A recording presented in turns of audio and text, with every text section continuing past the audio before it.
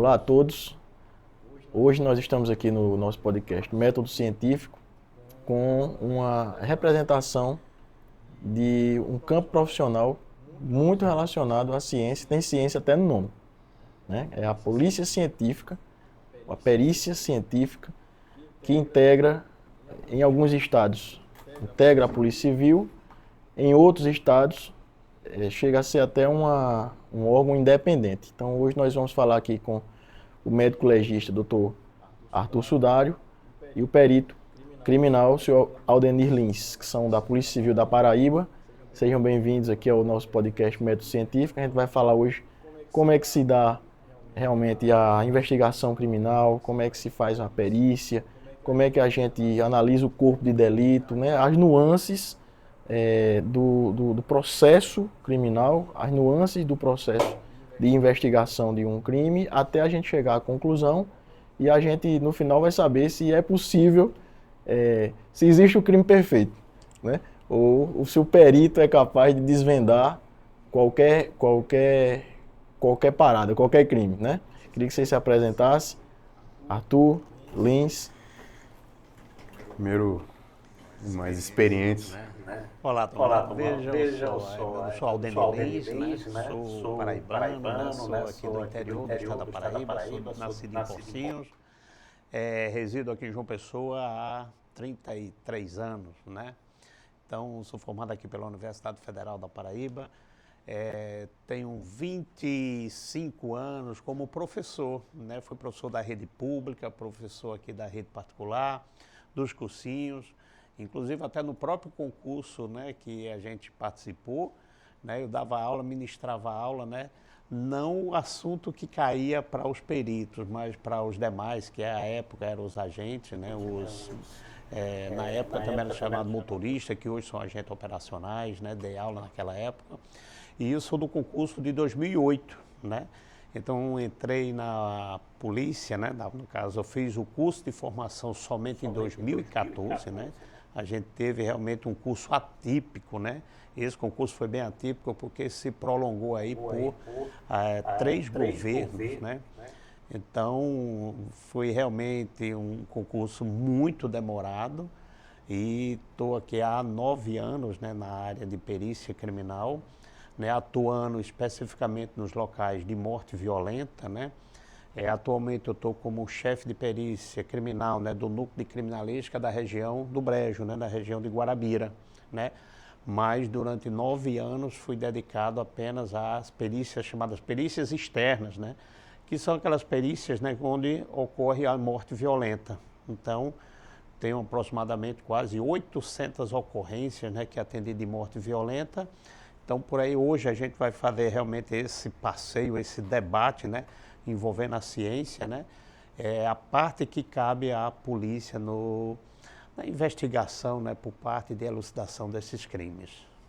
Qual é a tua graduação? Sou geógrafo de formação, trabalhava também aqui em algumas áreas de crime ambiental. Então, exigia realmente essa formação, porque aqui, vez por outra, está precisando realmente de profissionais que atuam na área da parte da investigação científica, mas dos crimes ambientais.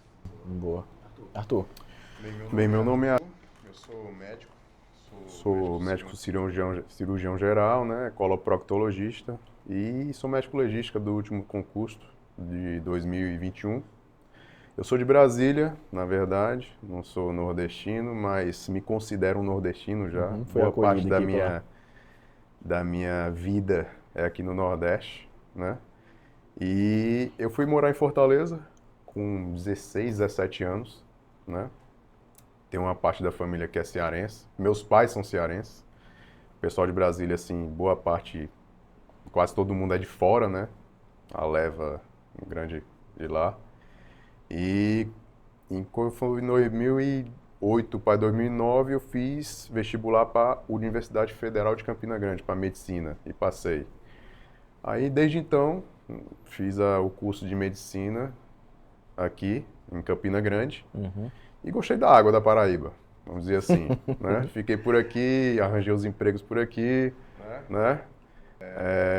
Os namoros, tal, essas coisas. A minha vida começou a virar um homem. Enraizar um cara, vamos dizer assim, que o cara vira um homem depois de sair de casa, depois da asa da mãe, né? Aí pronto, aí estou morando em João Pessoa agora, tem mais ou menos uns 4 anos e meio, 2019 pra cá. E desde que eu me formei em medicina, já para entrar na residência de cirurgia geral, eu me interessava pela área policial. Sim. Então me identificava bastante, além da área de saúde, né? E de lá para cá, eu estava vendo essa parte de concurso, não entendia muito essa parte de concurso e tal, só na parte de residência médica, nem imaginava esse negócio de concurso público. Aí fui fazer meu primeiro concurso na PFOS, no Ceará, né, em 2000 e... Também para legista. Para legista, tudo para legista, né? Só que experiência zero, né? Aí fiz o concurso para PFOS lá no Ceará e na primeira fase eu consegui ficar em 150, só foram 12 vagas lá. Era só para preencher um pouquinho de vaga, não foi aquela vasta... Não foi aquele concurso grande. Não foi aquele concurso grande como foi aqui não, Isso, entendeu? Aqui teve o do concurso 2008, depois foi só em 2021, né? Teve o 2003, né? 2008, que foi o que o Lins fez, só que o 2008 foi regionalizado, não foi isso? Foi aquele regionalizado, a pessoa escolhia, quero para João Pessoa, quero para Patos, quero para Campina Grande, quero para a região de Guarabira. Até então não existia Cajazeiras, né? E o do meu último agora foi geral, que eu concordo mais, eu acho que é mais democrático, né? Geral, assim, né? Às vezes a pessoa faz uma pontuação alta e fez para João Pessoa, passaria em Patos, mas não passa em João Pessoa, né? Eu acho que é mais democrático. Exatamente. Negócio. Vai distribuindo, né? Aí eu fiz o meu concurso lá para PFOS, aí para a segunda fase deu para ir para 40 e pouco, colocação e tal, mas mesmo assim deu para alcançar não, fiquei batendo na trave. Aí depois, em seguida, veio o concurso do ITEP, que é aqui no Rio Grande do Norte. Instituto Técnico de Perícia. Instituto Técnico de Perícia. Isso. Tem uns colegas lá que trabalham lá. E foi até no mesmo ano da PFOS, né? Esse aí eu já estava mais, vamos dizer assim, aquecido, vamos dizer assim, né? Aí passei na primeira fase, fui para a segunda fase, passei em tudo e tal, só que igual o seu caso lá naquele 2008 que você não pôde fazer o TAF, né? Eu estava de plantão em Goiânia, aí eu tinha o teste psicológico, né? Em Natal, aí eu, rapaz, sabe de uma coisa? Não vou não. Eu não vou não. Aí deixei passar, podia ter sido chamado e tal, mas deixei pra lá, entendeu? Eu já tinha um concurso já em Pernambuco, de cirurgião ali em Goiânia. Tá na zona de conforto, né? Tava na zona de conforto e tal. E quando foi... Aí teve... Mas o que eu queria mesmo era da Paraíba. É onde eu moro, né? Isso. Então... Exato. Aí eu estudei para daqui. Estudei uns 6 meses bem. Dedicou entendeu? bem. Eu gosto de direito. Normalmente médico não gosta de direito. Eu particularmente gosto de direito. Eu já não gosto de matemática e informática. Aí me pegar em prova é matemática e informática. Agora direito eu gosto. E a gente português tá perto também. do direito mais do que a gente imagina, Justamente. né? Medicina tá bem pertinho ali. E você estudando o direito administrativo, o penal, o processo penal, você vai tendo aquele negócio, rapaz, eu não sabia disso. Eu tenho direito a isso.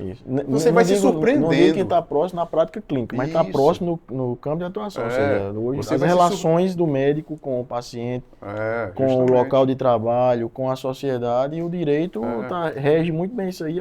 Até você sendo servidor público, você vai sabendo os seus deveres e direitos junto à sociedade. Isso. Entendeu? Então você vai se interagindo com o direito. E o processo penal e o penal também, interessantíssimo, interessantíssimo. Vamos dizer assim, se eu não fosse médico, eu fiz a graduação de direito também. Tem um tempo atrás que eu não sabia o que eu queria. Comecei direito, saí e tal, e demorei, essas coisas, entendeu? Então, eu também faria direito. Eu adoro essa área de investigação, vamos dizer assim. Eu acho que uma promotoria, eu acho que pegava bem também. Vocês são os estraga-prazeres dos criminosos, né? Vamos dizer assim. Mas graças a Deus. Mas respondendo aquela sua pergunta se existe crime perfeito, o cara espero que não. Ele quer maquiar o crime, ele quer dizer que foi aí chega lá o perito e diz, veja bem, não foi assim, por isso. Está aqui a materialidade, o corpo de delito, o sinal semiológico, né, o vestígio, e a causa não foi a que está sendo... Às vezes a gente fica falando que tem aquela prova testemunhal, Mas, sinceramente, prova testemunhal tem muitas vezes que a pessoa confunde, às vezes a iluminação não é muito boa, tal, confunde outra pessoa, tal, às vezes por falar, eu acho que foi isso. Então, a prova pericial é o que importa pra gente. A prova pericial, a concretização da prova. Corpo e delito. É uma prova hoje, né? A gente sabe que não existe hierarquia das provas, mas é uma prova que a prova científica ela é quase irrefutável, né, em todos os ambientes quando ela chega, porque ela tem um embasamento científico, né? Ela não é aquela coisa subjetiva. Quando a gente faz um laudo que, se outro perito fizesse esse mesmo laudo, as conclusões seriam a mesma, porque a gente usa realmente de embasamento científico, então a verdade só existe uma.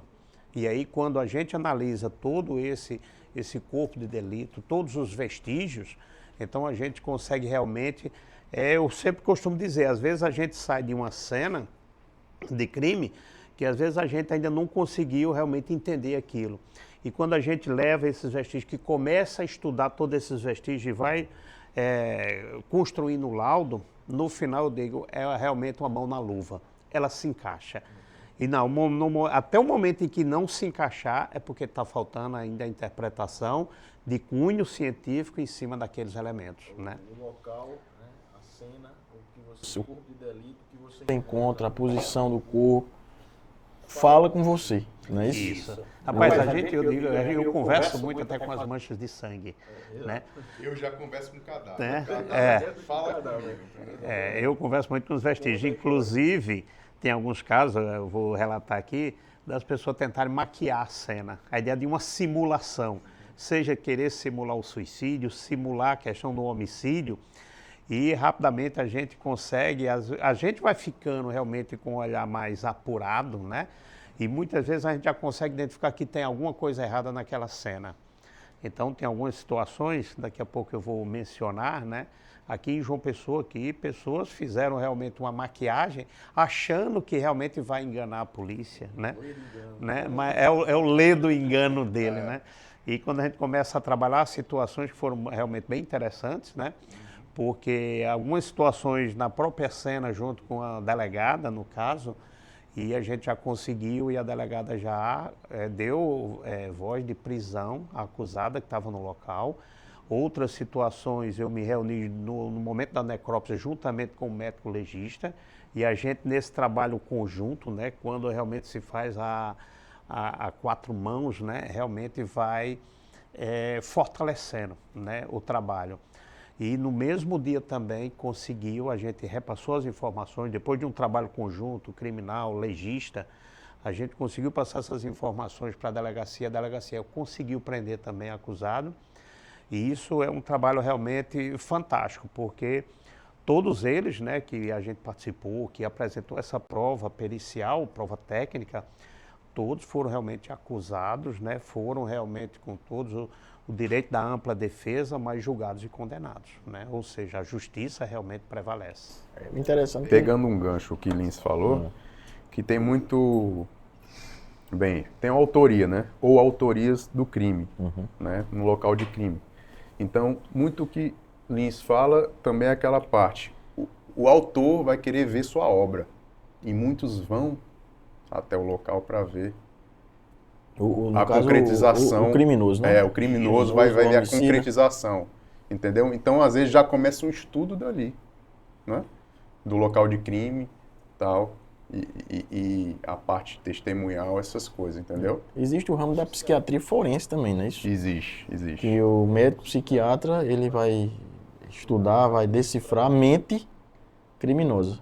Isso. Salvo engano, existe um livro chamado A Mente Criminosa. Tem. Isso. Não é isso? Tem. Inclusive, a gente tem casos de criminosos que foram no velório da psicopatia, vítima, psicopatia, exatamente, né? Justamente. E são pessoas, às vezes, acima de qualquer suspeita, e a perícia vai lá e decide. Inclusive, tem vários casos emblemáticos, mas a gente pode citar morte de uma atriz, de uma grande emissora de televisão na década de 90, que inclusive era filha de estava fazendo uma novela, e o criminoso se comportou como... Era colega de trabalho, Era colega de Eu trabalho. sei muito bem o que você está falando. Se comportou como... Eu era menino, mas... Como entre aspas, vítima também, né? Justamente. E no final era ele que...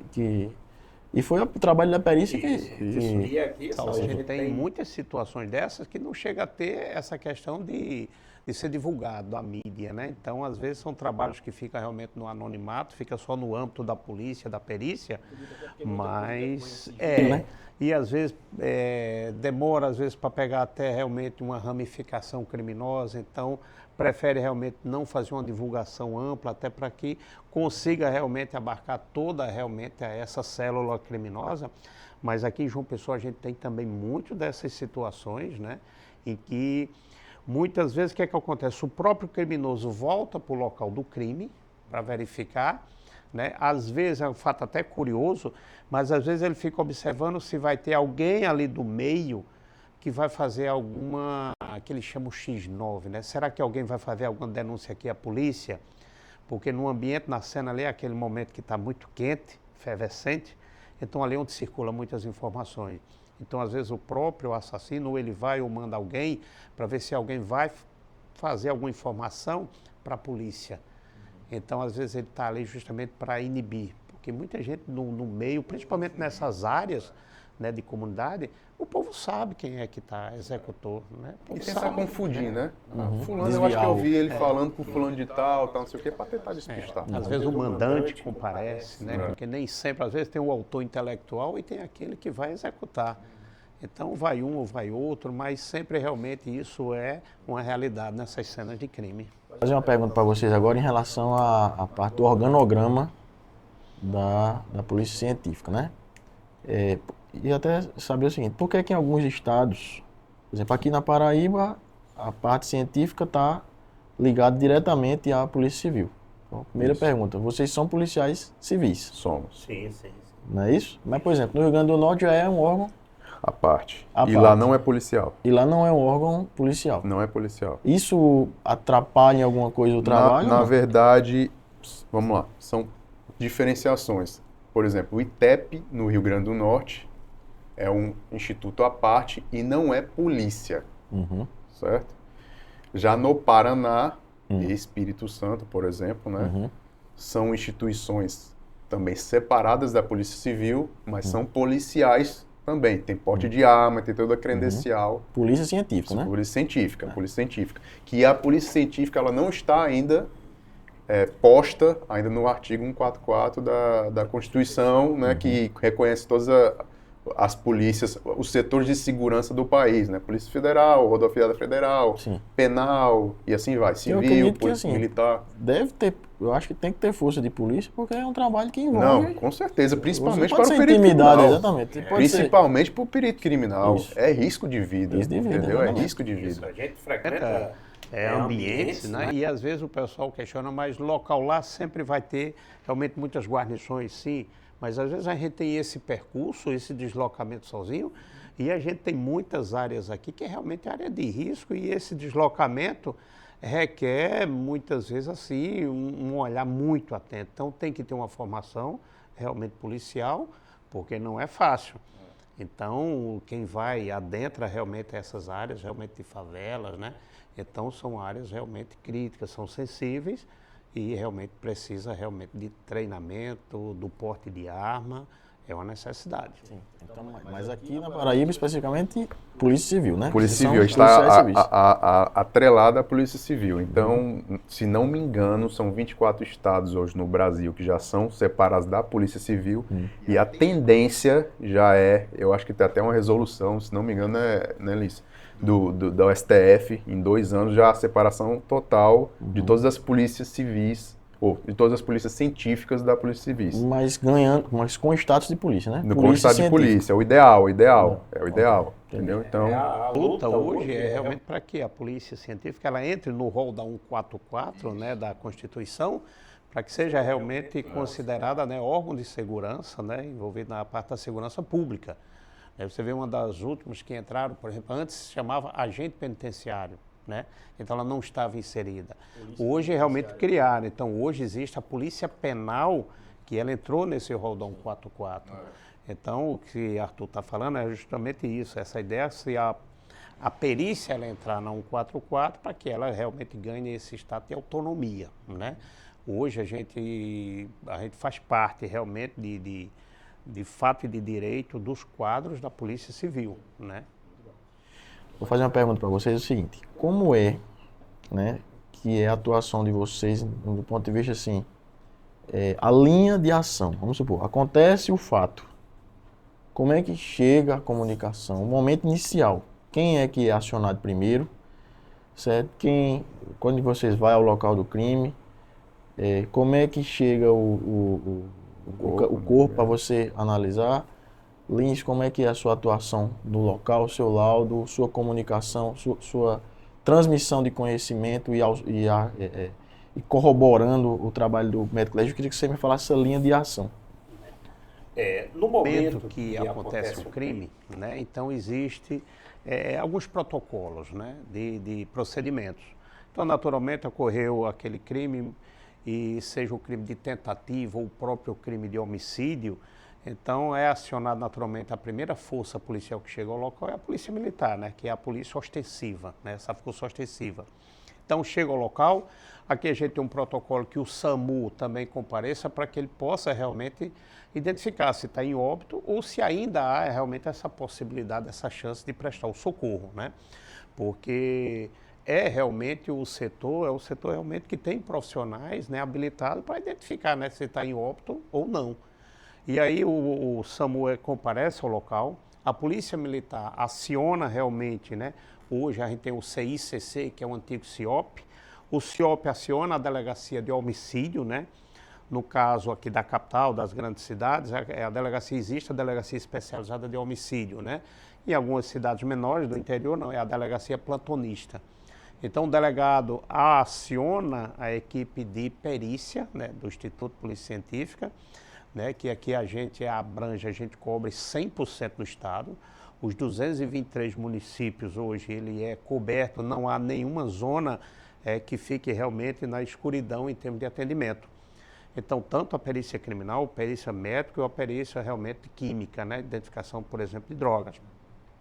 Então, o perito criminal se desloca realmente até o local, né, onde houve realmente o fato, juntamente com a autoridade policial. Lá o perito criminal vai materializar o fato, ou seja, vai pegar toda aquela realidade, aquela materialização do fato, de como ocorreu, né, a que hora realmente, para ver se houve um homicídio, um suicídio, um acidente, se houve simulação, pegar a questão de calibres, a parte balística, né, que houve realmente envolvido naquela ação delituosa, e ele vai fazer toda essa análise, interpretação dos vestígios, né, todos realmente baseados realmente na ciência, e vai transformar num laudo, né? Então esse laudo que a gente chama aqui, o laudo de local, né? Esse laudo de local, né, depois esse laudo será remetido à delegacia, né, que está fazendo a investigação, e daquele momento o perito vai liberar o corpo e o corpo vai seguir para a unidade de medicina legal, onde será a próxima etapa, né, que o doutor Arthur aqui ele tem realmente essa competência para atuar. Chega para você então... Chega lá no chamado rabecão. O rabecão. É o que traz o corpo, né? Uhum. Então, a gente chega lá, ele chega com uma identificação, a gente chama de NIC, né? Então, são 4 números. Cada cadáver vai ter uma identificação, certo? Então, chega esse NIC, esse número de identificação cadavérica, né, o NIC, certo? Então, a gente vai fazer a parte da necrópsia dele. A parte da necrópsia, o que é ideal? A equipe está descansada, certo? É mais protocolo ser com luz natural, certo? Isso tem lá já em livro, entendeu? Porque a luz... Não é ideal fazer, porque a luz artificial pode dar sombra, tal, essas coisas. Muda os sinais, a coloração, tudo. Então não é ideal fazer necrópsia à noite. Entendeu? Às vezes a galera fica com esse negócio, não sei o quê, não quer fazer necrópsia à noite. Não é o que ideal. pode mudar o desfecho do laudo. Justamente. E outra coisa, a equipe Você pode estar cansada já do dia. É plantão. A pessoa está de plantão ali. Entendeu? Então não é só o médico legista que está lá, tem o necrotomista que está fazendo um trabalho braçal importantíssimo. Eu me arriscaria até a dizer, Arthur, me desculpe interromper, mas Tranquilo. que para na mão de um advogado bom, se ele souber que a perícia foi feita à noite, ele pode impugnar a perícia. Pode. Qualquer coisinha, né? Ele pode pedir para impugnar a perícia. Qualquer coisinha. Isso. Entendeu? Então, continuando a parte de necrópsia, tem um necrotomista que é um importantíssimo, um cara muito importante, vai fazer um manuseio, tal, vai lhe ajudar. Aqui, doutor, aqui, ó, corta aqui, tal, vamos fazer parte de investigação. Primeiro você deixa ele de costas, certo? Depois vira, vai medir o cadáver, tem que medir o cadáver, as características físicas do cadáver, né? Cor do cabelo, certo? Face, se tem barba, tem bigode e tal, se é magro, gordo, cor, né? Às vezes tem chamados cadáveres que ficam muito tempo em putrefação. A gente chama de podrão, né? Na língua popular. O pessoal chama de podrão, vamos dizer assim. O cara já chega inchado. Da gíria da profissão. O cara chega inchado. Já com aquelas fases de putrefação, putrefação, tal. É até difícil você falar a cor da pele da pessoa, porque às vezes um branco vai estar enegrecido, vamos dizer assim, entendeu? Fica difícil. Até para você determinar a causa mortis, fica complicado, né? A não ser se for uma coisa muito vil, né? Por exemplo, um buraco de projetil, né? Não vamos falar bala aqui, porque senão o professor aqui vai brigar com a gente e tal, é projetil, viu? Entendeu? Então, por exemplo, um projetil no crânio e tal, o crânio tá lá de boa, tal, dá pra ver lá, opa, aqui tem alguma coisa e tal. Então a gente vai atrás de um projetil e tal, essas coisas, entendeu? E coisas mais afins, uma fratura, tal, mas de vez em quando o podrão sai uma causa indeterminada, às vezes fica complicado de resolver. Mas a maioria não é podrão, né? É cadáver fresco, vamos dizer assim, recente, do dia, né? Então, normalmente, um cadáver que chega depois de um tempo, à noite, assim, a gente já deixa para a equipe posterior de manhã, tranquilo, luz natural, tal. Faz a necrópsia, é o ideal. A necrópsia segue um padrão, né? Segue um padrão. Então, por exemplo, tem um acidente, a gente tem que protocolar tirar o sangue periférico, certo? Para ver o grau de alcoolemia. Isso aí já vai para o laboratório. Saber se o cara que provocou o acidente, teve algum grau, tal. Até a parte de atropelamento também é ideal você pegar um sangue periférico para ver a alcoolemia também, para ver se o cara, por exemplo, ele podia estar na beira da estrada, do nada se jogou na estrada e o motorista não teve culpa. Entendeu? Então tem essas coisas, peculiaridades, né? De vez em quando que tem alguns problemas, chega um caso de suspeita, vamos dizer assim, que é encontrado um cadáver em residência, tal, sem sinal de violência nenhuma, sem sinal de arrombamento, tal, não sei o quê. O provável que pode ser o quê? Uma morte natural. E às vezes está indo isso para o IML. E o IML é basicamente para você ver crime. Não é? Aí pode dar esses problemas. O que, por exemplo, eu não deixo atrasar laudo. Não deixo atrasar laudo. Os únicos laudos, acho que só tenho 2 atrasados até hoje. Mas por causa de quê? Morte provável natural. Porque eu tenho que mandar algumas coisas para o laboratório para ver toxicológico. Entendeu? E demora. No caso da morte, existe o serviço de verificação de óbito, né? Também. Tem o serviço de verificação de óbito. Que seria para a morte natural, né? É isso. Aí o patologista vai lá e justamente. Como é que é essa interface aí com você? Como é que a gente sabe que vai encaminhar? Porque assim, a pessoa é encontrada morta em casa. A gente sabe a história, né? Às vezes você chega, eu já trabalhei no SAMU, e às vezes você vê o paciente lá, a pessoa está em óbito em casa, e você vê que não tem realmente uma história que pareça ser um crime. Ou seja, é uma pessoa que já vinha doente. Às vezes você vê até a comoção, você sente realmente que os familiares estão comovidos realmente com... E você vê que ali a chance de ser um envenenamento, de ser um suicídio é mínima. Mínimo, quase zero, vamos entendeu? dizer assim. Aí, por exemplo, acaba indo um caso desse para o IML. Às vezes vai até atrapalhar atrapalhando. O serviço. Como é que a gente... Qual é o critério para mandar para o serviço de verificação de óbito? É porque aí temos um problema de logística, Porque o SVO, que é o Serviço de Verificação de Óbito, só tem em João Pessoa.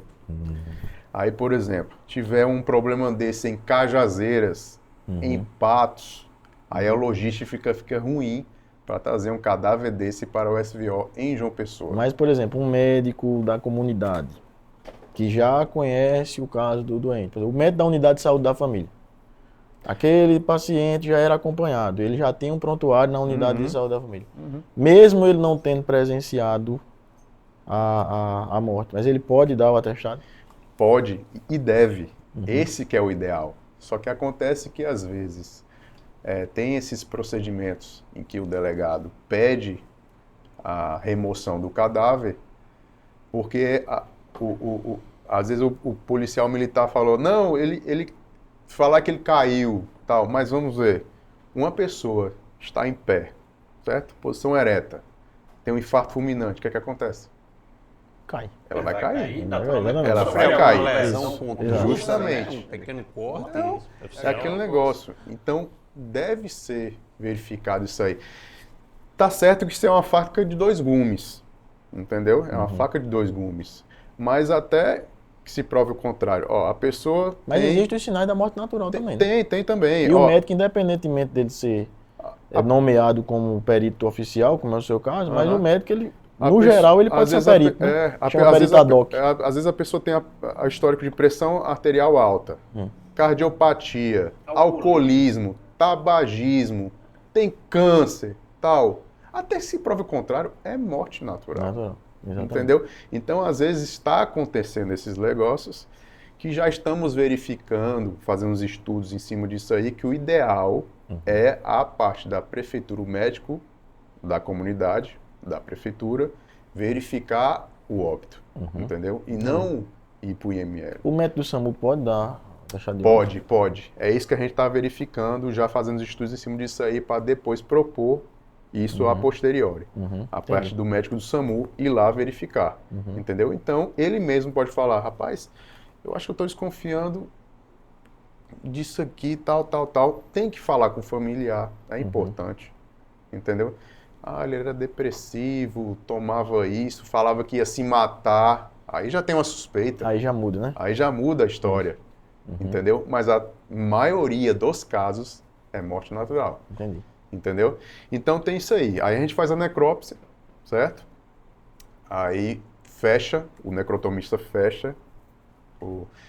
Algumas vezes já dá para fazer a necrópsia externa apenas. Por exemplo, o esmagamento, um caminhão passou esmagando na cabeça de uma pessoa. Incontestável, não, incontestável. Não tem para que abrir o peito de uma pessoa. Mesmo que haja outra lesão, mas aquela justamente, ali é incontestável. Entendeu? Então, a gente já para por ali, certo? Então, a gente vai, o necrotomista, ele fecha o cadáver, certo? E a gente vai fazer o laudo.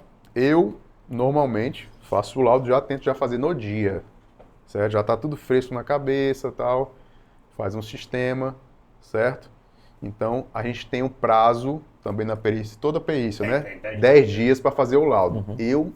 Isso, inclusive, é lei, né? 10 dias é lei, não é isso? 10 dias é lei. É lei federal, certo? Então, a gente tem 10 dias para fazer o laudo e tal, então eu já tento fazer já no dia. Quando é que você libera o corpo para a família? Depois que você faz a perícia e faz o laudo? A DO é que libera, não é o laudo. Certo? Declaração de óbito. Declaração de óbito. O que importa é a declaração de óbito. Assim que eu faço a declaração de óbito, são 3 vias, né? Você sabe muito bem que você é médico. Isso. Tal. Então, uma delas fica com a família, a outra vai para o cartório e a outra fica com o instituto que deu, que emitiu a declaração, né? Emitiu. Certo? Então, e a gente faz o laudo, certo? Então, o laudo lá, a gente fala lá a parte, se o estado do cadáver está bem, a vestimenta, inspeção externa, certo? Começa assim, lesão, tem escoriação, tem alguma parte de fratura exposta, né? Tem alguma perda de massa, essas coisas, certo? E a inspeção interna, tem a parte do crânio e tem a parte de tórax e abdômen, certo? Algumas vezes a gente só abre o crânio, algumas vezes a gente só abre o abdômen, porque a causa está em um ou outro. Viu a causa aqui, não precisa ver a parte do crânio e vice-versa, entendeu? Entendi. Então isso aí vai variar muito, certo? Então, aí a gente faz o laudo e tal, às vezes às vezes, eu já falo com o perito criminal, às vezes é um acidente. E aí, como é que foi esse acidente? Foi atropelado, capotou, lógico, é importante, é importante. O médico legista e o perito criminal não pode ter vaidade de nada, não. Claro, ele tem que fechar vamos dizer, o diagnóstico, vamos dizer assim, da melhor forma possível. A gente tem que servir a sociedade. Claro. Não é demagogia aqui, não. A gente é servidor público, a gente tem que servir a sociedade. Exatamente. Entendeu? Então, a gente faz o laudo e tal. É o contrário do que muita gente pensa, né? Muita gente pensa. As áreas de qualificação científica, sapato baixo. Para a gente não deixar a vaidade, quer dizer, tomar conta e contaminar a atuação da gente. Justamente. Né? Interferir no resultado final. Isso. Aí é mandado para a delegacia, né, que pediu a parte da necrópsia, do estudo cadavérico e tal. Por exemplo, eu atuo também em Guarabira, junto com o Lins, lá. Então, a gente pega a área, eu acho que é a quarta, né, Lins? É a quarta, né? É dividido. João Pessoa tem IML em João Pessoa, certo? Vamos dizer assim, IPC, né? Porque não é só o IML. Instituto de Polícia Científica. Que é a subdivisão da polícia. Aqui na Paraíba a gente chama de NUMOL. Né? A gente fala, às vezes, NUMOL, tá, o pessoal não entende. IML. Vamos Núcleo de Medicina e Odontologia Legal. Odontologia Legal. Esse legal é de lei, né? É coisa legalista, né? Isso. A parte legalista. Às vezes o cara pensa que é porque... É legal, É bom explicar, tem gente que pensa que é legal, viu? Mas é que vem de lei. É legal, é de lei, legalista, né? Então, João Pessoa, né? A gente tem Campina Grande, o outro núcleo em Guarabira, Patos e o mais recente, Cajazeiras, certo? E parece que já tem um estudo, né, Lins, que estão querendo fazer um em Monteiro, porque a distância Monteiro vai para Campina. E é uma distância aí, é a distância de Campina, Patos, né? Minha terra ficou no meio de Cajazeiras de Patos e acabou no... Levamos para Souza também. Para Souza também. Aí tem que levar para Souza, né? E a tendência... Souza perdeu para Cajazeiras, viu? Não, mas são co-irmãs. São co-irmãs, são co-irmãs. E a tendência realmente é que haja essa interiorização, né, esse trabalho, essa fragmentação, para que se possa apurar da melhor forma possível. Porque quando a gente fala aqui na estrutura do IPC, né, então a gente fala muito da questão da perícia criminal, a perícia médico, legal, tem a perícia, a questão dos laboratórios, né, que a gente chama o NUF, né, o Núcleo de Laboratórios Forenses, né, e tem muitos crimes que não só contra a pessoa, mas os crimes patrimoniais, que às vezes ficam comprometido o atendimento, haja vista tanto essa questão dessas distâncias como do efetivo. Então, apesar da Paraíba ser um estado realmente pequeno, né, a gente consegue cobrir 100% do estado, porém, tem ainda essas dificuldades. Duras penas, né? Duras penas. Por exemplo, Guarabira, a gente atende uma área com 56 municípios. Então, é muita gente. A gente tem ali a divisa ali com o Rio Grande do Norte, e com o município de Jacaraú e a área de Itabaiana, né, que a gente tem a divisa com o Pernambuco. Por exemplo, como é que a gente sabe assim que vai ser o IML de Pernambuco ou o IML da Paraíba? Como é que é o... É onde o corpo foi encontrado. O corpo foi encontrado, ele pode ter sido morto em qualquer outro estado, mas se ele foi, aquele que a gente chama de desova, né? Se ele foi desovado dentro dos limites, né, do estado da Paraíba, então a gente tem que fazer realmente esse trabalho pericial, né? O crime aconteceu na região de fronteira, ele foi assassinado, um exemplo, em Pernambuco.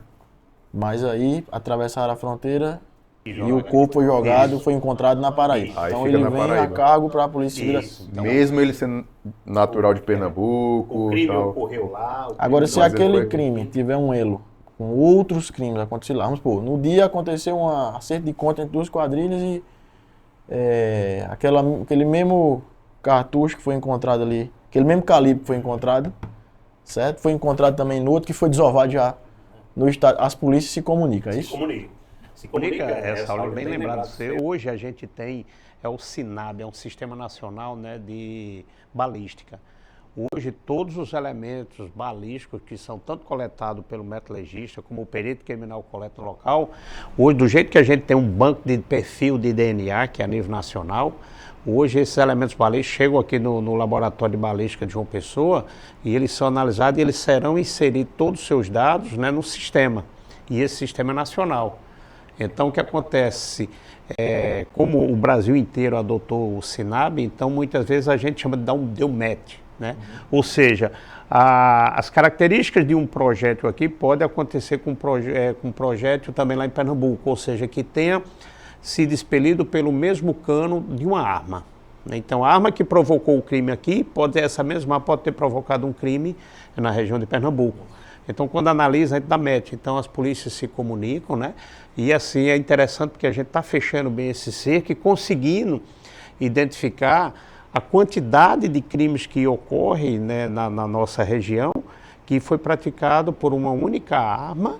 E essa arma circula Cabedelo, circula Bahia, né, o litoral sul a gente consegue monitorar bacaninha e vai se fechando. Então, quando pegar o camarada, que é responsável com essa arma, dá para fazer uma ligação exatamente de vários crimes que ocorreram naquela região, que naturalmente aquela arma teve participação, né? Vou fazer uma pergunta.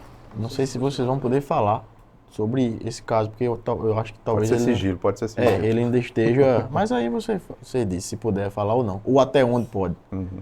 Como é que tá, em que pé tá o caso daquela mocinha, da menina que sumiu, Ana Sofia. acho que lá em Bananeira, né? Acho que é Ana Sofia, né? Isso. E foi um grande mistério e foi elucidado? Como é que tá aquilo ali? Foi, olha só, o inquérito já foi encerrado, né? Comecei até com os delegados recentemente, foi encerrado, né? O corpo, apesar de não ter sido encontrado, mas hoje não tem mais essa voga de dizer que só há crime se tiver o corpo, né? Hoje consegue realmente provar por vários outros elementos, outros tipos de prova, né? A questão da morte. Então, o corpo da menina não foi encontrado, mas o acusado, né, que cometeu o suicídio, né? Realmente figurou no inquérito como responsável pela morte da garota. Né? Pegando um gancho que... Qual foi a causa da morte? Qual foi a causa atestada? Não, dela não, porque o corpo não existiu. Não existe. Não tem como... O dele foi suicídio por enforcamento. Ele se matou. Ele se matou. O autor. Isso. Tem vídeo dele circulando em Sapé, se não me engano. Tal. E pegando um gancho que o Início falou, a parte de... Só tem crime se tiver cadáver também, senão o Bruno, aquele goleiro Bruno, não estaria preso, né? Com aquela... Exato. Por causa da Elisa Samúdio, né? Então... Exatamente. Andriel, 40 minutos? 40, vamos até 1 hora? Certo? Pronto, beleza. Tá bom demais. Vamos embora. Tá, por mim, aqui rende, viu? Aqui. Eu tô tranquilo, meu amigo. Eu tô tranquilo. Eu conto história. Oi? Deixa eu só ver o nível da bateria. Vê, pronto. Porque na edição a gente... Na hora. Vou perguntar agora o seguinte, os casos emblemáticos de vocês e a gente nas tecnologias. Como é que a tecnologia hoje está ajudando a serviço, né? O que é que a gente tem de inovação? Aí a gente vai para as considerações finais. Porque aqui é longe, viu? Aí vai pegar um pouco do governo. Aqui é longe. Eu queria falar... Me dê uma coisinha... Queria falar bom sobre para ver o projetil. Questão da impressão digital da arma. Era bom falar nisso. A arma tem, né?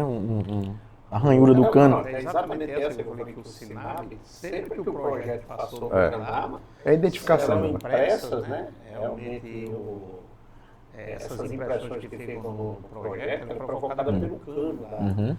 Então a arma que parou um projeto aqui, ele vai imprimir nela algumas ranhuras. Se eu tirar depois com essa arma, com outro projeto, vai provocar a mesma ranhura. É a impressão digital. Então quando ela é jogada como se fosse no comparador balístico, né? Então a gente consegue realmente fazer esse confronto e identificar, né, com um grau de certeza elevadíssimo de que aquele projeto foi expelido pelo cano de tal, né? Isso, exatamente. Então, hoje a gente tem realmente essa parte da balística que é muito realmente já avançada. A parte de impressão digital, né, o nosso instituto mesmo aqui recebeu um equipamento chamado Forescope. Porque até então a gente trabalhava com impressão digital, né, ainda com o pauzinho, fazendo aquela revelação, né, com o pó, às vezes com a luz fluorescente. E a gente tem um equipamento hoje, esse Forescope, né? Ele tem uma tela. Dá ok, viu, André? Pronto, só trocar aqui a bateria. Pronto, vai. Ele tem uma tela e um visor E hoje o perito chegando no local, então como a impressão digital é um vestígio latente, né, não está visível, e esse equipamento consegue, só em passar, consegue identificar sem precisar mais usar o pó, né, sem precisar estar usando régua, porque ele já faz um próprio enquadramento, gera uma imagem de alta definição, e aquela imagem ali, né, ela é capturada e a gente já encaminha para o laboratório, onde realmente vai ser realizado o confronto, né, com o banco que se tem. Está sendo alimentado um banco realmente com essas impressões. Oi. Vamos lá começar? Vai começar. Pronto, vamos recomeçar. É bom fazer também, falar sexológico, lesão corporal. Sim, entendeu? certo. Então, vamos lá. Contando a partir de agora. 3, 2, 1, valeu. Como é que a tecnologia, que as tecnologias estão ajudando a polícia científica a solucionar os crimes? Quais são as inovações tecnológicas que a gente tem? Rapaz, a tecnologia ela tem contribuído bastante, né, com a evolução realmente do nosso trabalho. Hoje a gente tem uns setores que hoje é inimaginável se não tivesse esses recursos tecnológicos, né? Um deles é o campo da balística, né, com os comparadores. Então a gente tem o comparador balístico que todo e qualquer projétil, quando ele é realmente expelido por um cano de arma, né, que são impressas, né, algumas ranhuras naquele projétil, e essa arma, por onde ela realizar um tiro, então esse projétil vão ter exatamente essas ranhuras semelhantes. Então a olho nu ficaria impossível fazer essa identificação. Então a gente tem esses comparadores balísticos, né, que a gente pega os projéteis e vai saber se aquele projétil foi expelido, né, por exemplo, 2 projéteis. Será que eles foram expelidos por armas diferentes ou pela mesma arma? Então hoje a gente consegue, né, com um grau realmente de exatidão muito elevado, né? E isso tem ajudado, né, bastante a elucidação de crimes, tá? A gente tem resolvido problemas também com relação às impressões digitais, que anteriormente era feita apenas com revelação através do pó, né, que era um método, né, já, né, que era exatamente passando aquele tempo, aquele pozinho, e tinha dificuldades. Se uma superfície estivesse muito úmida, estivesse molhada, já ficava complicado, não daria para colocar o pó. Hoje a gente tem, inclusive a gente aqui na Paraíba, a gente tem um equipamento, esse Forescope, né? Então, um equipamento realmente dotado de tela e as lentes, várias lentes, né, de alcance, onde a gente consegue passar numa superfície que, por ser latente, né, não está visível, mas esse equipamento consegue identificar. Então, por trás, o operador o perito que estiver operando o equipamento consegue visualizar e consegue realmente fazer essa imagem de alta resolução para que a gente consiga lançar ela numa mídia, né, e ir para o laboratório fazer exatamente confronto com os acusados, né? Então, um setor fantástico, né? O setor de DNA, né, isso aí é um setor que vem realmente abrilhantando, né? Teve até um caso, não foi? Lá acho que só foi em Petrolina. Teve. De uma menina que foi Eu acho que morta numa cerimônia no acho que colégio. Foi num colégio, Beatriz e tal. Exatamente, e que foi um mistério muito grande. Foi só o DNA que o sangue... Só para ter uma ideia, teve a situação do tarado aqui de Santa Rita, né, que foi muito divulgado na mídia. Então, todas as vítimas que estavam antes que forneceram material genético para o DNA, e recentemente descobriram aí realmente um arcabouço que tinha mais de 11 vítimas, né, de um só, né, de um mesmo agressor. E isso o banco de DNA nosso aqui consegue fazer isso realmente com uma exatidão muito grande, né? Isso. É nacional? Hoje tem nacional, né? E os equipamentos, não só a questão de equipamento, mas a qualificação profissional também. Porque não adianta a gente ter um equipamento, por mais sofisticado que seja, se não tiver por trás um profissional bem qualificado, né? A nossa legislação ela não deixa a gente pegar prova contra um cidadão, mesmo ele sendo preso sem a vontade dele, entendeu? Então não dá para fazer um banco ainda de DNA bem tão amplo. Nos outros países. Como, por exemplo, a Inglaterra, que tem um banco de DNA muito amplo. Nos outros países, Arthur, pegando só seu gancho, desculpa interromper. Não, tranquilo. Inglaterra, como você falou, Estados Unidos, isso é compulsório, ou seja, o Estado tem poder de pegar a prova, o estuprador, o agressor, E o Estado pode pegar lá, coletar material biológico dele para fazer o banco de DNA, independentemente da vontade dele ou não? Independente da vontade dele. Já no Brasil não pode ter essa parte de...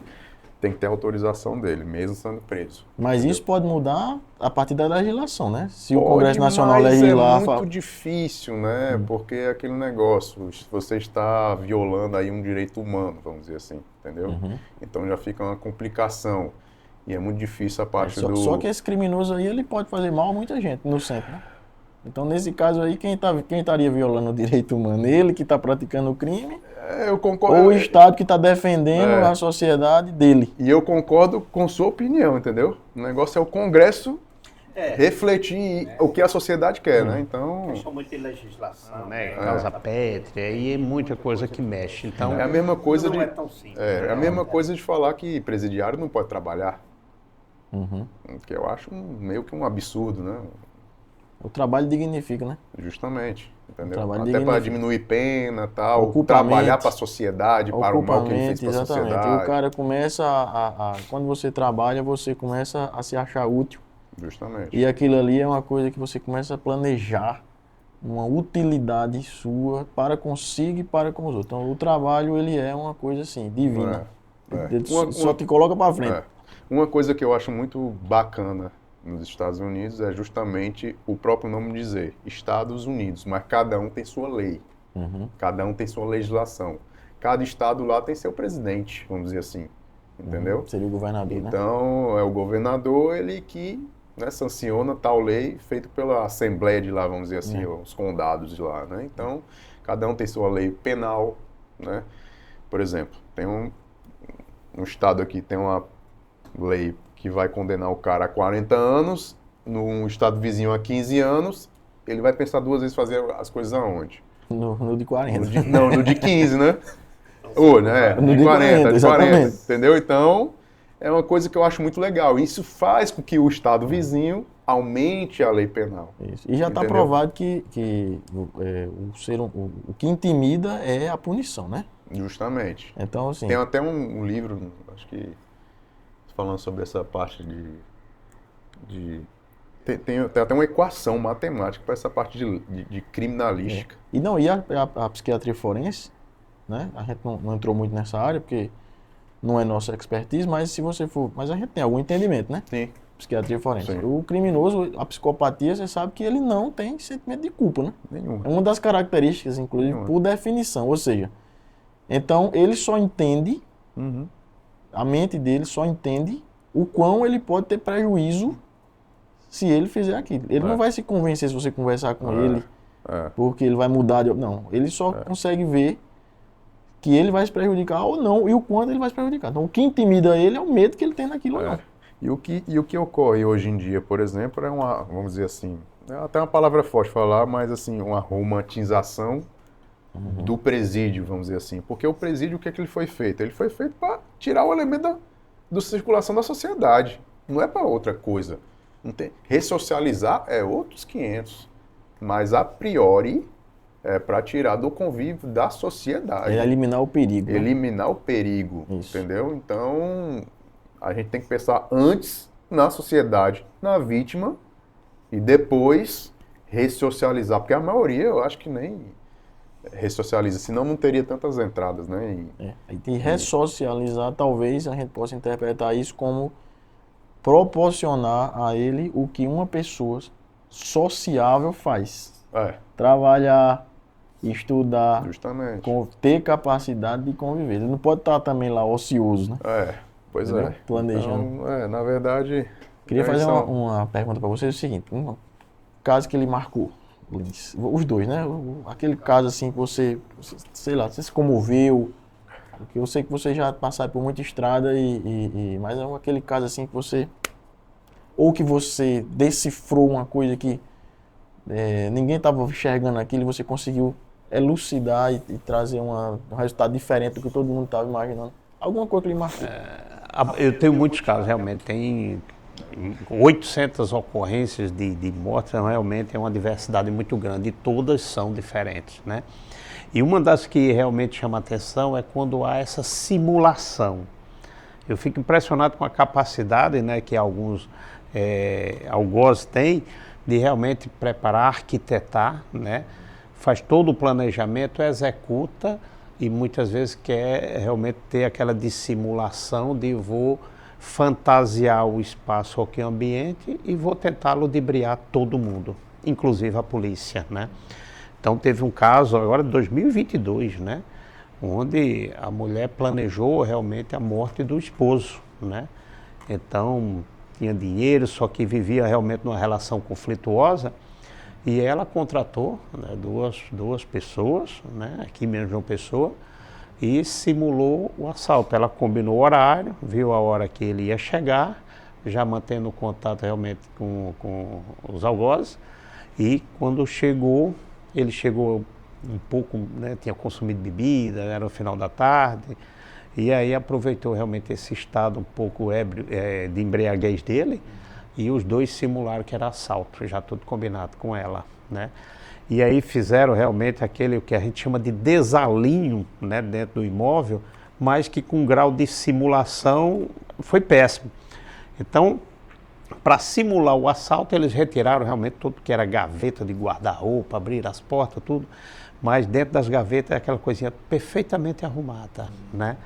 Então, quando a gente chega num ambiente que tem esse olhar que eu percebi, né, e realmente ele matou com golpes de faca peixeira, né, que realmente cruel, né? É muito cruel, e simulando tudo, e ela ali, aquele chorozinho dela meio de crocodilo, e ficou, juntamente, porque eu estava com a delegada, né, nesse dia, trabalhando, e chamou muita atenção, quando eu vi a situação que era realmente simulação. E estava trabalhando junto e chamei ela em particular e falei, a situação aqui não é realmente de assalto e roubo, então aqui tudo vai caminhar para uma simulação. Eu acho que ela mesmo, né? Você já vai isso, olhando, exatamente. Aqui tem coisa. Então quando começa realmente, é muito interessante, do jeito que a gente tem essa comunicação com o legista, a gente tem também com o delegado, então numa cena com os próprios agentes, então começou realmente a já delinear um caminho, né? E nesse caminho, depois de 2h30 que a gente ficou dentro desse ambiente, né? Então a delegada já saiu com a autora intelectual do crime realmente, né, presa. E é interessante realmente porque eles tentam realmente maquiar. E isso assim é um desafio, né, para dizer assim. Foi lá, já conduziu para a delegacia e já tinha realmente essa materialidade. E quando chegou aqui, quando foi fazer realmente as oitivas seguintes, ela terminou confessando. Né? O crime não compensa. Né?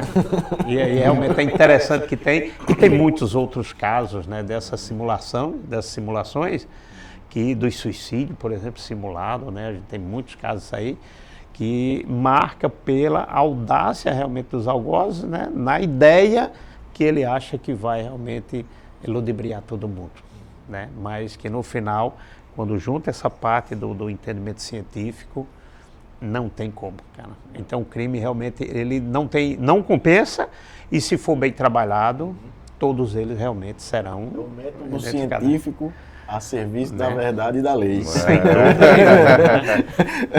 Na verdade, a gente está a serviço da justiça mesmo. Né? Exatamente, a verdadeira justiça. A ciência a serviço da justiça. A perícia em si, ela é uma prova muito robusta, né? Porque ela não tem como se contradizer, ela não vai mudar, porque ela tem um cunho puramente científico. Então, o que está lá realmente no laudo, tudo que eu cito um laudo de 20, 30 páginas, né, do laudo criminal, ele tem um embasamento. Isso ocorreu por causa disso. Eu estou falando isso embasado nisso. Né? Não é no que eu acho. Na prova. Né? Não é o que eu acho. O perito, quando trabalha, ele diz assim, não, eu quero... e eu quero que seja isso. Ele não tem querer, ele vai realmente só interpretar e vai fazer aquela conclusão exatamente baseada nos meios. Descrita, é uma das características do método científico, né? A metodologia bem descrita, né? E a resposta à hipótese, ou seja, baseado no que você encontrou através do seu experimento ali, né? Justamente. Um caso, Arthur, emblemático, o caso que te marcou. Eu escutei muitos, né? Muitos casos dos colegas, né? Porque eu vou fazer um ano. Você está começando. Eu vou fazer um ano. Você tá começando. Não, mas espera lá. Mas já tem casuística. Não, mas já tem uma casuísticazinha e tal. Nesse período que você está. Vamos dizer assim, que tem um que me marcou por comoção e o outro por pura loucura, aquilo ali. que eu achei. Certo? A comoção. Foi até recente, tem umas 3 semanas. Um garoto, junto com um grupo, né? E foi pro mar. Parece que não... Tinha o quê? Mais ou menos 15, 16 anos, tal. Não sabia nadar direito. Foi num domingo, certo? Eu acho que por Cabedelo, ali. Foi ali e tal, não sei o quê. Quando foram ver, os colegas viram ele se afogando. Esse garoto passou basicamente 2, 3 dias desaparecido, certo? E foi encontrado a mais de 40 quilômetros litoral norte. Entendeu? Todo desconfigurado. Então você imagina o pai ou a mãe, o irmão, né? Um garoto novo, certo? Desconfigurado pela intempérie assim, do mar, animais... Tudo. Você percebe assim, a parte do cabelo dele, essa parte todinha aqui em cima, tava todo sem o cabelo, assim. Essa parte aqui todinha. Só tava o resto aqui atrás. Só pra você ter noção do grau de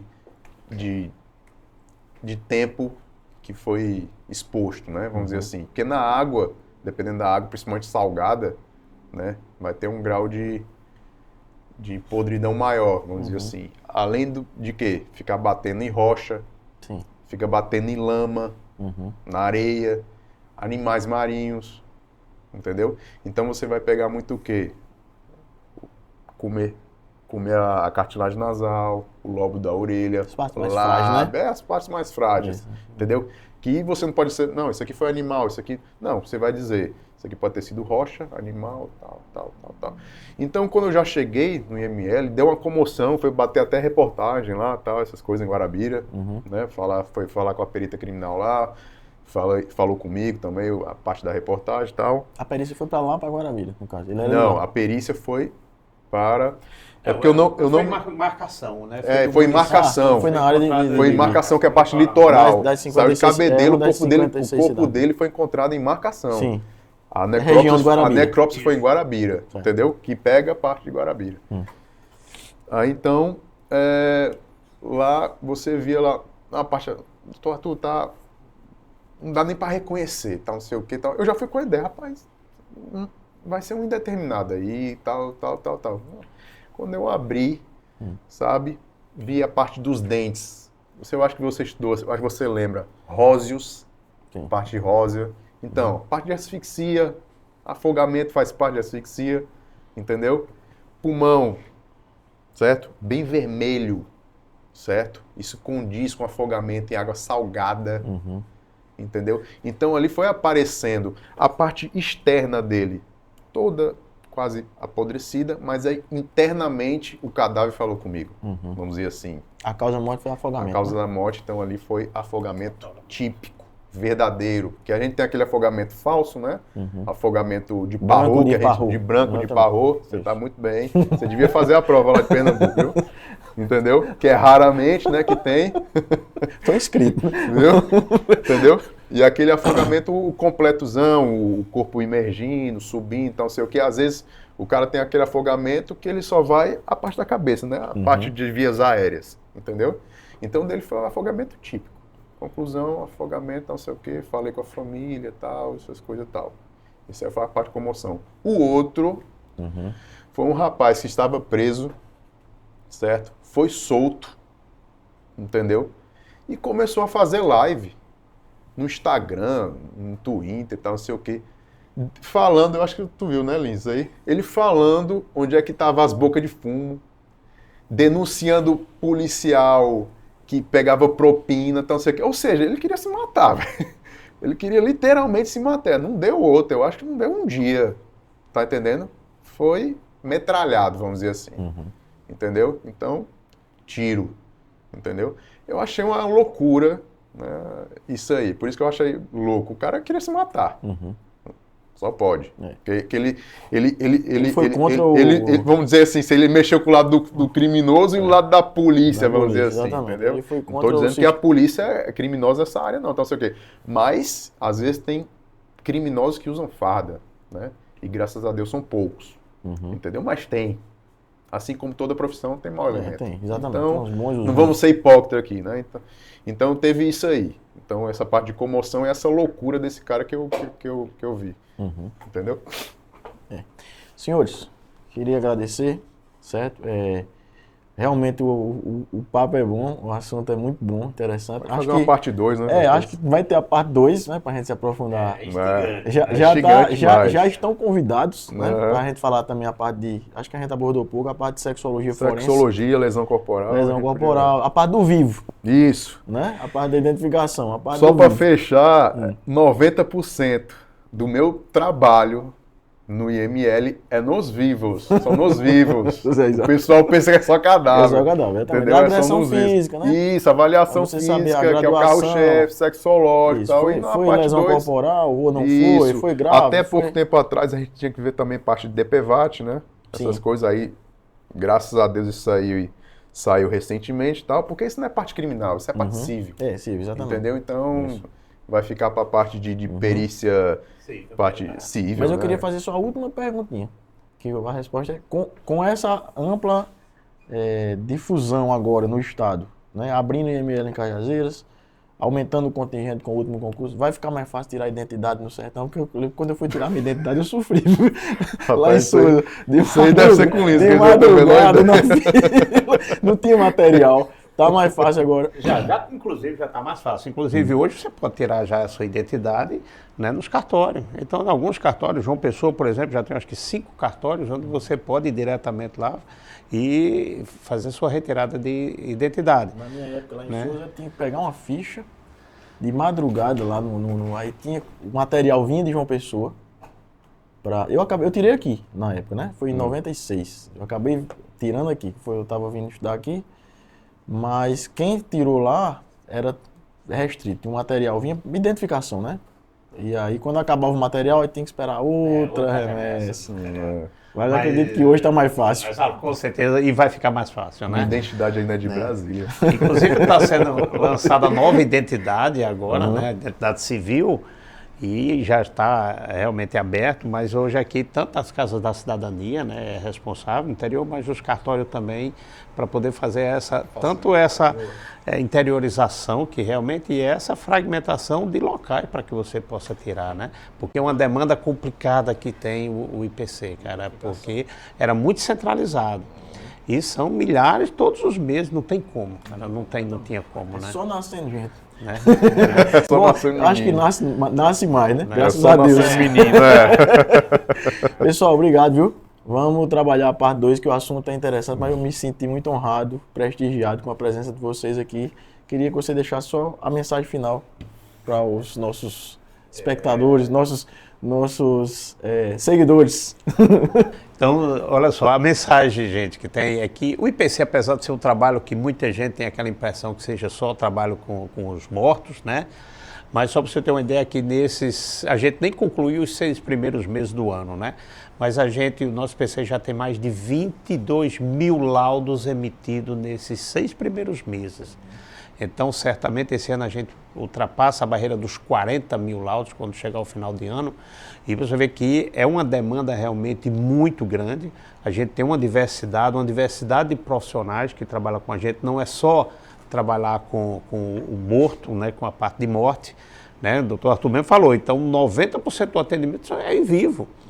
A minha parte criminal, a gente tem diversos laboratórios que trabalham não com morto, mas trabalham com a parte de computação, né, forense, toda essa parte de informática. Então a gente tem diversos campos e que muitas vezes a sociedade não tem conhecimento e é um trabalho realmente brilhante. Então realmente é interessante esse seu trabalho, Saulo, para que a sociedade realmente tenha conhecimento do que o nosso instituto faz e de tão grande que ele é em qualificação e trabalhos essenciais que a gente tem. A nossa missão aqui é levar o conteúdo de relevância, de informação e qualidade na informação, a missão do método científico. Realmente é bem interessante realmente aí o título, né? Método científico, então realmente é o casamento certo com o nosso trabalho. Tudo que a gente faz, todo o trabalho de perícia é com embasamento científico. Né? Arthur, por favor, sua mensagem final. Só agradecer ao amigo Saulo, conhecer um tempinho já aí, né, meu? Somos colegas de plantão, né? Fomos colegas de plantão. Fomos colegas de plantão, tal, na Apivida. E faço as palavras de Lins, as minhas também. O IPC aí, a gente é servidor público, né? Pode parecer demagogia, tal, mas a gente está aqui para servir a sociedade, Sim, não é mais ninguém. Esse sentimento, então. Então, é esse. O serviço do IPC não é só em mortos, né? A gente atende a gente lida com sentimentos diversos, né? Então, sentimento de luto, de desesperança, desilusão, né? Então, a gente tem que ter um olhar humano, né? Com certeza. Pode parecer uma demagogia aqui, todo mundo, tá falando não sei o quê. Meu amigo, cara, pode ser seu familiar ali, pode ser sua mãe, pode ser seu filho, entendeu? Você tem que tratar como se fosse você tratando sua mãe ali. Isso é. É um exercício de humildade, né? Eu estou usando linguajar aqui como fosse médico-paciente, mas assim, o tratamento, né? Que ali o do atendimento, você tem que ser como fosse... Eu estou atendendo minha mãe ali. Estou atendendo minha irmã ali. Meu pai ali. Entendeu? Então você não sabe o que a pessoa passou, né? O que aquela morte causou, entendeu? O que aquele abuso sexual tornou numa adolescente, numa criança. Trauma que causou aquilo ali. O trauma que vai causar aquilo ali, entendeu? Então a gente tem que pisar em ovos de vez em quando, sabe? Isso aí é empatia. Você usar o que Pronto, tem de mais nobre. Pronto. Você fechou com a palavra certa, empatia. Entregar o que você tem de mais nobre, que é o seu conhecimento, em benefício de outrem. Justamente. Né? Às vezes o trabalho é cansativo, né? Plantão é uma coisa cansativa, principalmente a parte da noite, né? Isso, a gente tem hora para começar, mas não sabe a hora que vai concluir. Né? Entendeu? Às vezes é um negócio cansativo, nem sempre você está sorrindo lá para a pessoa, tal, não sei o quê, até você tem que ter uma seriedade, tal, mas a gente faz o que a gente pode, certo? Deus está acima da gente, né? Então a gente tenta fazer o que a gente pode com a máxima seriedade possível, viu? Quero agradecer, meus parabéns aqui pelo canal, tá show aqui, viu? Obrigado. E vamos fazer a parte 2, a parte 3, que eu gostei desse negócio aqui, viu? Eu acho que eu vou fazer uma profissão paralela aqui também, viu? Divulgar esse trabalho bacana. Valeu, meu irmão, um abraço. Um dos pilares do nosso instituto é a humanização, é ser humano. Realmente é o atendimento humanizado em todos os setores, né, do instituto. Um dos pilares nossos realmente é tratar realmente com a humanidade mesmo, a empatia realmente. Então, trabalho com a seriedade, trabalho com rigor científico, mas tem que ter o lado realmente humano para que possa acrescentar e, evidentemente, deixar isso para a sociedade. Médico, né? Nem sempre a gente cura. Isso, mas a gente sempre tem que procurar amenizar a dor do melhorar a situação que a gente se depara. Torná-la melhor, mais confortável, mais agradável, mais palatável. Justamente. Viu? Valeu, pessoal. Valeu, obrigado, amigo. viu? Tamo junto, viu? Obrigado, pessoal.